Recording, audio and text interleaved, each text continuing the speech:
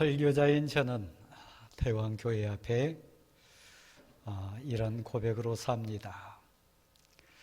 또 회중석에 앉아있는 성도 여러분은 대왕교회를 생각할 때 교회는 내게 어떤 의미인가?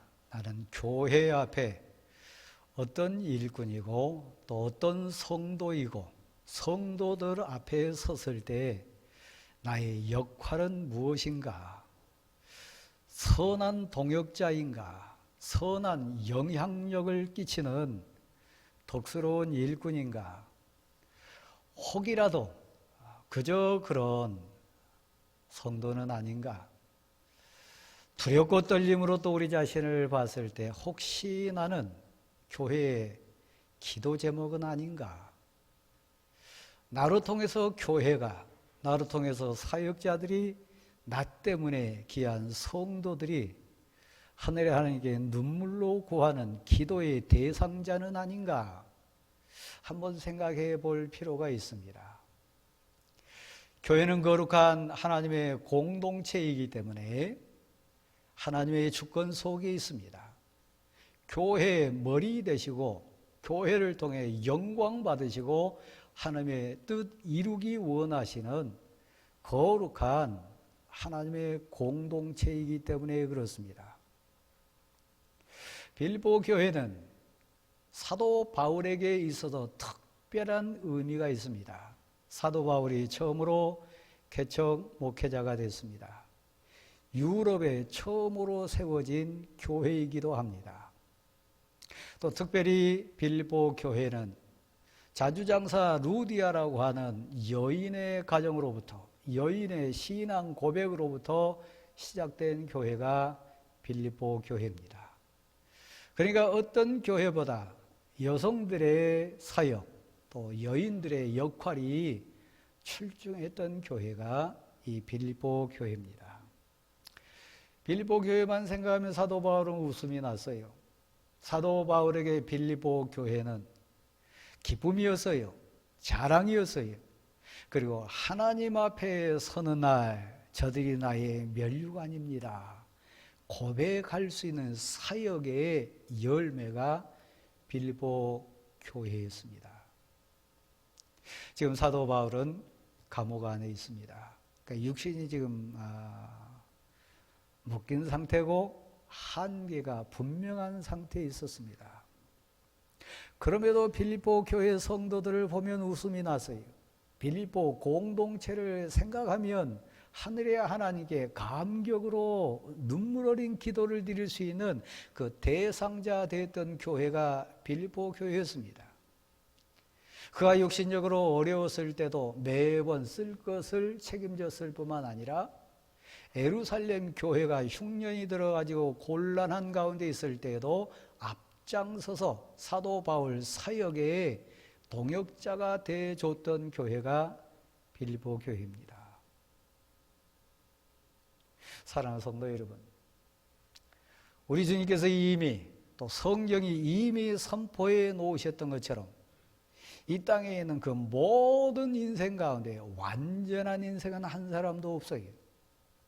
그러니까 성도의 공동체인 교회도 완벽하고 온전한 공동체는 이 세상에 단 한 곳도 없습니다. 있다면 천국이겠죠. 대왕교회는 어떻습니까? 대왕교회는 하나님 앞에, 한국 교회 앞에, 우리 믿음의 선진들 앞에 자랑스럽고 기쁨이 되고 하나님 앞에 섰을 때 나의 기쁨입니다. 면류관입니다. 내가 사모했던 성도들의 공동체입니다. 우리 서로 고백할 수 있는 너무 은혜스러운 공동체입니다.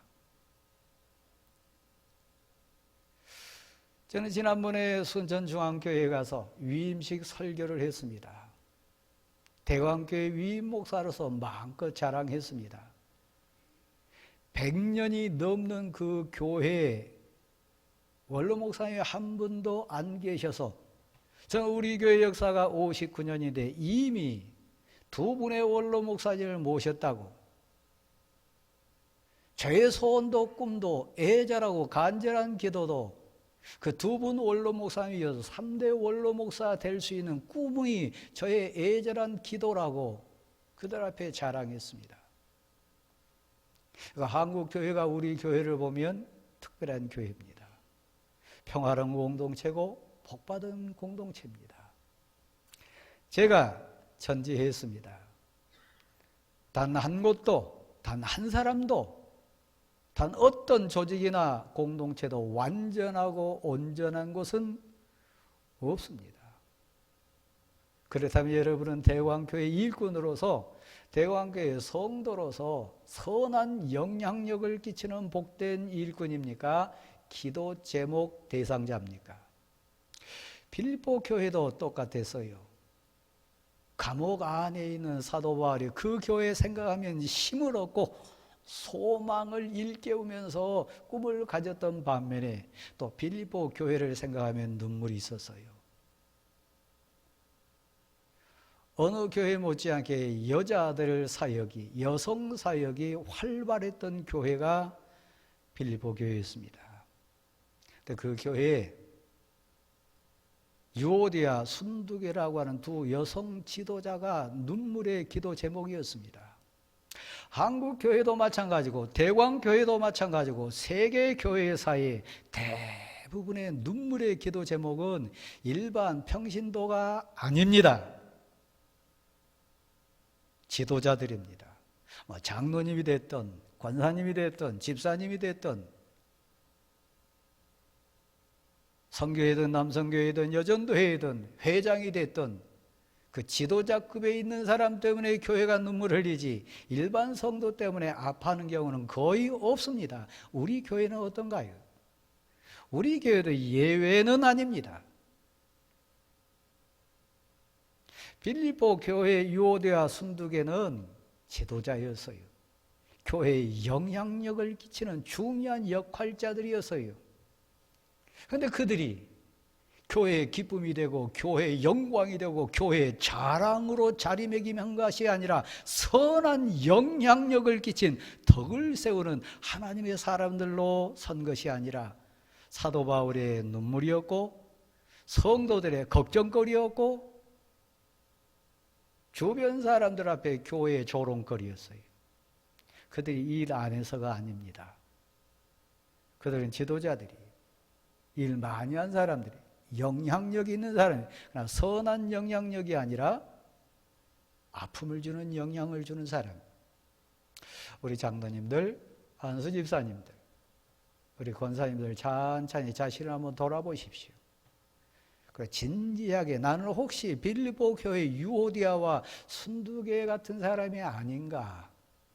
근데 왜 그들은 어쩌다가 교회의 근심거리가 됐나요? 교회 성도들의 걱정거리가 왜 됐습니까? 교회 사랑해서요. 관심이 특심해서요. 교회를 아끼기 때문에요. 그래서 사도 바울은 유오디아와 순두계를 안타까운 마음으로 이렇게 재해석을 합니다. 그들은 나의 동역자다. 나와 같이 사역의 멍에를 같이 맨 자들이다. 그리고 그들은 심지어는 저 천국에 하나님 앞에 서는 날 생명책에 그 이름들이 기록되어 있는 존귀한 자들이다. 그런데 왜 걱정거리가 되나요? 왜 근심거리가 되나요? 열왕기상 19장으로 우리 한번 생각해 보기 원합니다. 그곳에 가면 하늘에서 불을 끌어다가 역사를 일으킨 엘리야라고 하는 선지자가 있습니다. 능력의 종입니다. 어찌 보면 빌립보 교회 유오디아나 순두계 같은 역할을 했을 수 있죠. 그 당대에. 착각한 게 있어요. 나밖에 안 남았습니다. 특심이 열심인 사람이 나밖에는 없는 것 같습니다. 그 하나님 앞에 떼를 쓰기도 하고 이스라엘 공동체 앞에 막 판단을 하기도 하고 심지어 호렙산에 지금 쫓겨가 있는 상황에서 자기 그 처지를 자기 자신은 보지 못하면서 하나님께 죽여달라고 떼를 쓰기도 합니다. 근데 여러분 아시잖아요. 아합 왕 때에 왕의 신하된 오바댜라고 하는 왕의 신하가 있습니다. 50명씩 엘리야도 하지 못하고 그 어떤 사람도 하지 못했던 역할, 이 오바댜 왕의 신하는 감당합니다. 굴에다가 이 100명의 선지자들을 숨겨놓고 물도 주고 떡도 주고 보호합니다. 그것을 엘리야는 알까요, 모를까요? 알았을 거예요. 근데 그 사역을 인정 안 해요. 나만 남았다 그래요. 나밖에는 없다 그래요. 근데 성경은 뭐라고 평가합니까? 신실한 자 오바댜가 있었다. 그 자신도 그렇게 고백을 해요. 나는 어렸을 때부터 주님을, 하나님을 경외하는 사람입니다. 근데 엘리야는 그를 인정 안 해요. 그래서 혼자밖에 남지 않았다고 해요.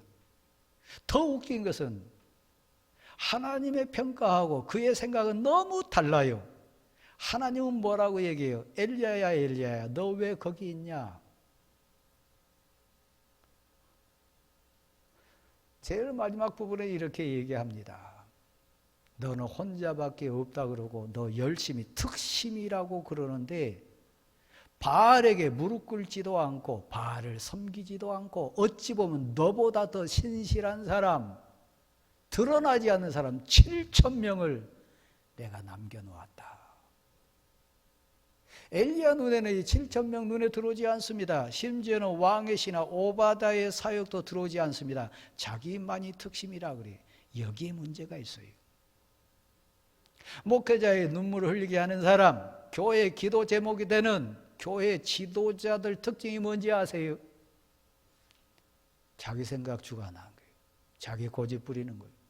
나만 다 안다는 거예요. 나만 특심이 유별나다고 하는 거예요. 아니요. 하나님은 숨겨진 7,000명도 다 보시고 오바댜 사역도 다 아세요. 유오디아가 그렇지 않겠어요? 순두개가 그렇지 않겠어요? 그래서 사도 바울이 감옥 안에 있으면서 눈물로 이 빌립보서를 써보냅니다.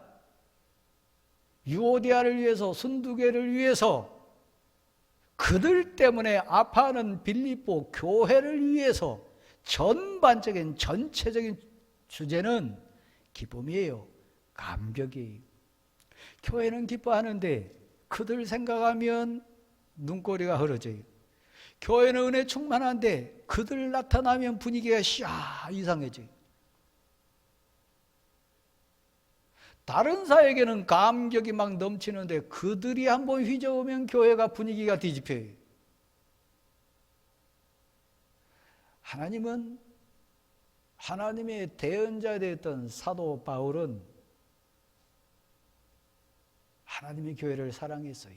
유오디아를 사랑했고 순두개가 다시 회복되기를 원했고 빌립보 교회의 성도들이 다시 기쁨이 충만하기를 원했어요. 그래서 주 안에서 같은 마음을 품으라.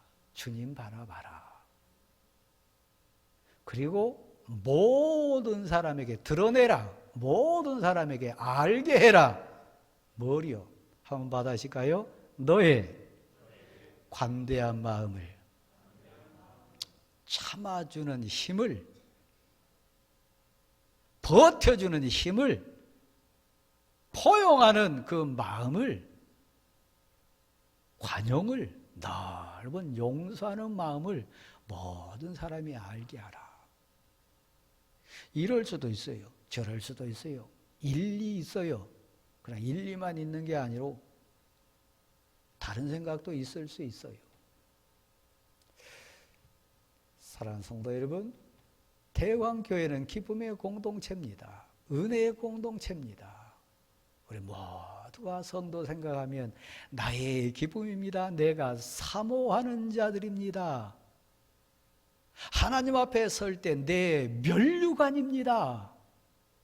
저 성도들하고 더불어 이루었던 사역의 열매, 믿음의 열매, 신앙의 열매는 하나님 앞에 서는 날 저의 자랑거리입니다.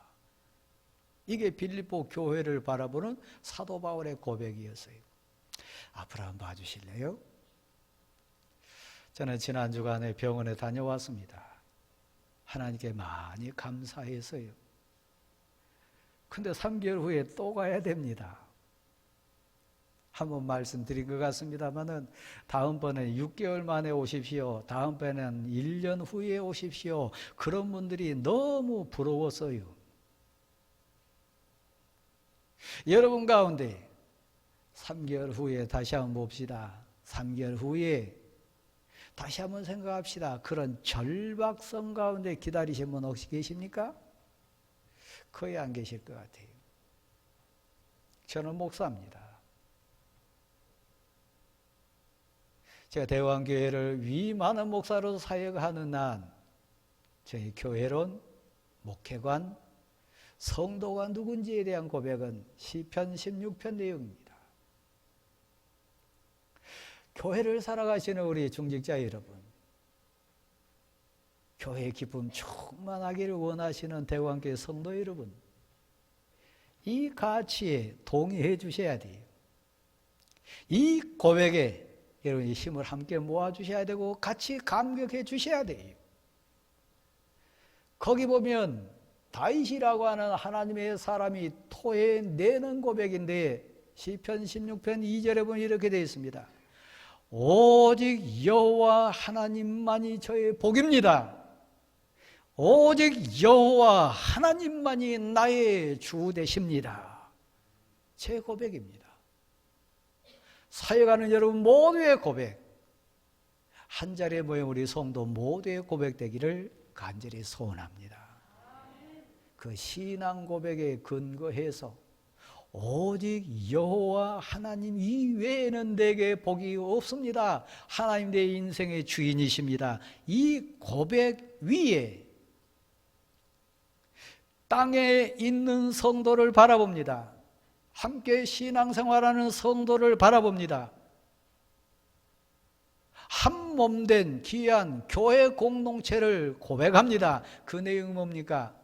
땅에 있는 성도들은 존귀한 자들이니 나의 모든 즐거움이 저들에게 있도다. 저는 이 시절을 목양실 문에 달아놓고 들어가며 나가며 늘 고백합니다. 오직 제게는 여호와 하나님이 복입니다. 그분이 저의 주인이십니다.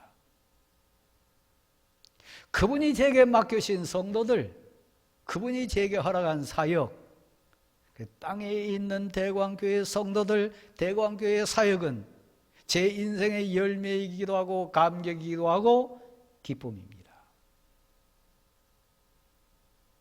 몇 기절 뒤로 가보면 이런 표현이 나옵니다. 교회 사역 현장은 어떤 곳이냐? 내게 줄로 재어준 구역은 심히 아름답도다. 내게 허락하신 기업은 실로 아름답도다. 목사님 제게 하나님이 저를 아시고 딱 줄로 재가지고 허락하신 사역 현장이 교회입니다. 대광교회입니다. 제게 맡겨진 사역의 기업이 대광교회 사역입니다. 그 구역이, 그 기업이 실로 아름답도다. 이 고백은 목사인 저의 고백뿐만 아니라 성도 여러분의 고백, 특별히 중직자 된 여러분의 고백이 되기를 간절히 소원합니다.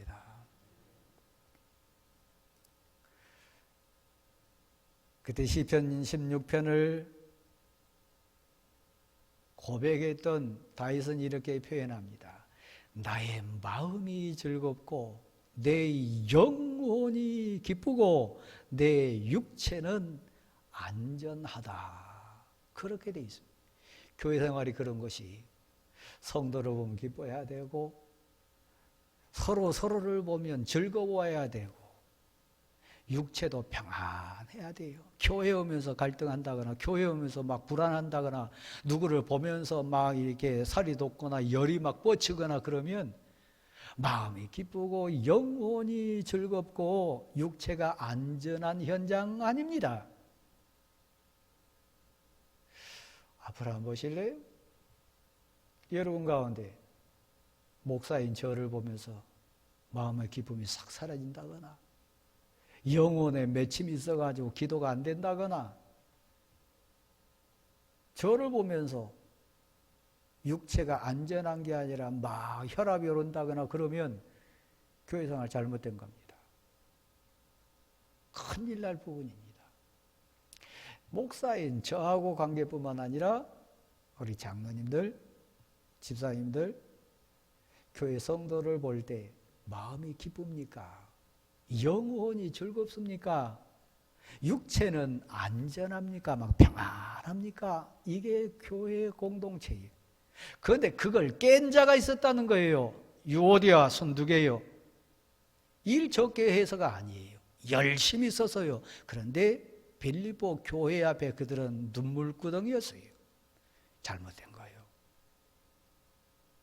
서로가 서로를 인정 안 해요. 그런데 사도 바울은 그들을 향해서 사도 바울 입술을 통해서 하나님은 뭐라고 평가합니까? 그들은 저 생명책에 그 이름들이 선명하게 있다. 하나님의 평가예요. 단지 두 사람만 서로 인정을 안 할 뿐이에요. 우리 모두는 은혜의 공동체인 걸 믿으시기를 바랍니다. 그러면 어떻게 하면 온전한 기쁨과 즐거움과 평안한 교회 생활하고 덕을 세우고 복된 일꾼들 될 수 있을까요? 잘 들어보십시오. 시간 제약 때문에 세 가지를 간단하게 얘기하면 첫 번째는 주 안에서 항상 기뻐하라 이렇게 되어 있습니다. 이건 신앙 고백입니다. 환경 때문에 사람 때문에 어떤 사역 때문이 아니고요. 하나님 앞에 섰을 때 내 가슴에서 솟는 기쁨, 내 마음속 깊은 곳에서 구원받은 걸 생각하고 천국을 생각하고 영생을 생각하고 날 용서하신 하나님의 은혜를 생각하고 나 위에 십자가에 매달린 주님의 그 사랑과 은혜를 생각하면 주 안에서 기뻐하라. 그 가슴에서 솟는 기쁨, 그건 신앙 고백을 얘기합니다. 세상 가치가 아니고요. 세상 관점이 아니고요. 신앙 고백으로 여러분 스스로를 먼저 보십시오. 아, 은혜 충만해가지고 가슴에 솟는 기쁨이 있으면 나무도 이쁘고 돌도 이쁘고 성도도 이쁘고 교회 사역도 다 은혜스럽고 다 기뻐요. 왜 안 돼요? 신앙 고백이 지금 때가 끼었기 때문이에요. 주 안에서 항상 기뻐. 가슴에 새기십시오. 하나님과 나와의 관계, 누구 때문이 아니에요. 뭐 때문이 아니에요. 환경 탓하지 마세요. 다른 사람 보지 마세요. 내 신앙이 온전히 고백의 신앙, 은혜 신앙, 감격의 신앙이 되면 십자가 위에는 자랑할 거 없어요. 하나님 위에는 복 없어요. 하나님 위에는 평가할 자도 판별할 자도 없어요. 주 안에서 항상 기뻐하라. 신앙 고백이요. 신앙 고백으로 자신을 보세요. 두 번째요.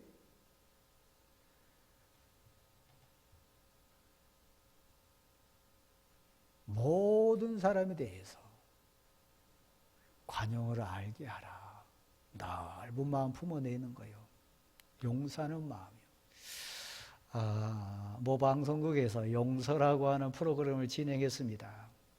저희 설교를 준비하면서 박종팔이라고 하는 제가 청소년 때나 또 청년 때에 한국 사람들에게 힘을 줬고 우리나라에 막 기쁨을 줬던 권투 선수가 있습니다. 요즘도 방송에 자주 나오는 것 같아요. 19살 때 평생의 라이벌이었고 평생에 용서할 수 없는 아픔의 대상을 만나는데 그 선수도 유명한 선수입니다. 이효필이라고 하는 이종 격투기 선수인데 둘 같이 권투를 시작했어요. 그런데 박종팔 선수가 아마추어 때 2번 싸워서 2번 다 사정없이 졌어요. 근데 희한하게 그 사람은 이효필이라고 하는 선수는 프로에 데뷔를 하지 못했어요. 근데 박종팔 선수는 프로에 데뷔했을 뿐만 아니라 동양 챔피언, 세계 챔피언 2번, 3번을 했던 유명한 선수가 됐습니다. 세월이 한참 지난 다음에 평생 열등감, 내가 저 선수를 2번이나 이겼는데 나는 프로 선수도 되지 못하고 저 선수는 세계 챔피언이 돼가지고 막 승승장구하게 너무 그 가슴에 아픔이 돼가지고 저 선수를 내가 다시 한번 이겨버리라 그래가지고 이제 세계 챔피언이 된 그 박종팔 선수에게 찾아가 사정합니다. 나와 한판 붙자. 그래서 이종 격투기하고 권투로 해가지고 붙습니다. 그 선수가 링 위에 올라가서 반칙을 합니다. 다리를 부러뜨려 버립니다. 신발을 신으면 안 돼요. 근데 그 선수 마음에 의도한 것이 있어가지고 신발 신고 올라가서 다리를 걷어차가지고 불구를 만들어 버립니다. 10년간 아픔 속에 박종팔 선수 지내요. 그리고 처절하게 모든 명예, 모든 거 다 잃어버리는 순서를 맞습니다. 용서가 되겠어요? 그 순서는 그 프로그램은 용서하는 프로그램이 진행된 거 제가 봤습니다.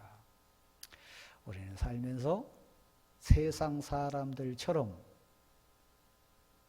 신앙 안에서도 믿음 안에서도 서로를 향한 가슴 깊은 열등감과 어떤 화와 분노와 비교와 여러 가지로 용서해낼 수 없을 수가 있어요. 십자가를 생각하면 주께서 가까우시니라. 제가 3개월 이야기했습니다. 우리 1000년 만년 사는 인생 아닙니다. 사랑하면서 살아도 지금 부족한 시간입니다.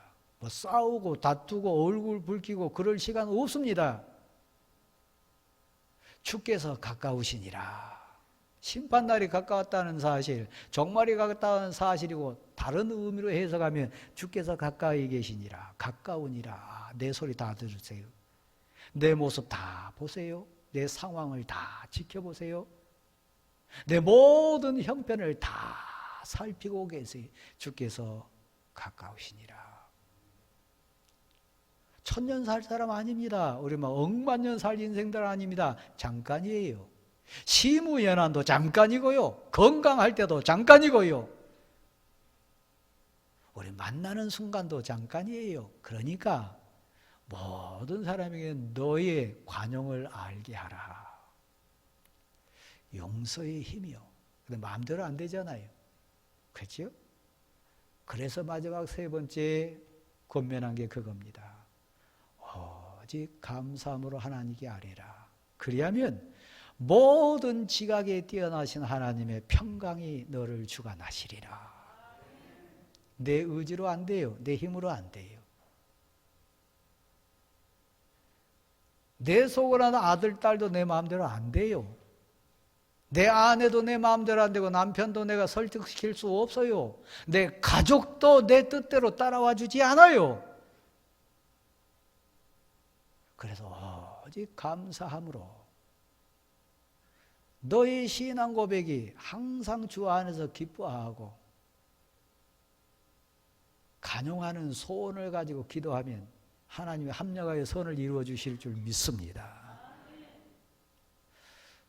사도 바울이 쓴 목적은 유오디아와 순두계를 사랑하며 빌립보 교회가 회복되기를 소원하며, 그래서 나의 사랑하고 사모하는 자들, 나의 기쁨이요 면류가 아닌 사랑하는 빌립보 성도들아, 이게 사도 바울뿐만 아니라 모든 성도가 그렇게 되기를 소원하는 거예요. 그러므로 사랑하는 성도 여러분, 신앙 고백으로 채우십시오. 주께서 가까이 옴을 인정하는 절박하다. 얼마 안 남았다. 개인 종말은 있습니다. 그렇죠? 시간 빠릅니다. 사랑하며 살아도 하나됨에 살아도 부족할 시간입니다. 그들의 이름이 생명책에 있느니라. 내 판별로 하면 안 돼요. 하나님이 이미 생명책 기록해 놓은 유오디아이고 순두계입니다. 주께서 가까우시니라. 아무것도 염려하지 말고 오직 감사함으로 너희 구할 것을 모든 지각에 뛰어난 하나님께 아뢰라. 그러면 평강의 하나님이 너의 마음을 주관하시리라. 그래서 마음은 기쁘고 영혼은 즐겁고 육체는 안전한 대광교회 공동체 여러분의 삶이 될 수 있기를 간절히 소원합니다. 가슴에 손 얹으십시오. 기도하겠습니다.